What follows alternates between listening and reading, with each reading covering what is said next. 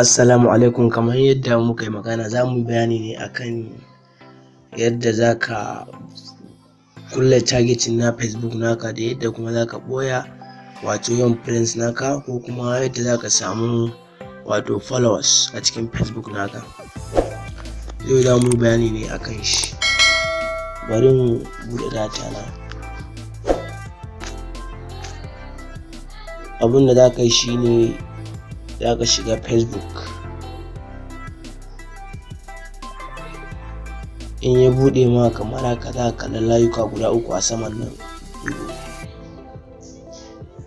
Za ka je ka nemi settings, sai ka danna shi. In ka jakko ƙasa, akwai inda ga rubuta profile and targeting, za ka danna shi. To gashi nan, who can see post on your profile, sai ka ce only me. Idan ka same shi a friends, sai ka mai da shi only me. Yanzu kai kaɗai ka gani. Gashi nan kuma nan, who can see what other post on your profile. Anan waye zai kalla posting ɗin da wani ya ma a profile naka. Gashi nan yana friends. In ba ka son kowa gani, sai ka bar shi a only me.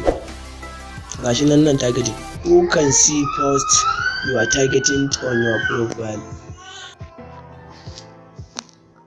Kamar yadda gani haka abun yake. To ga inda kuma ka kula targeting, aka ce review tag people at your post before the post tag appear on Facebook.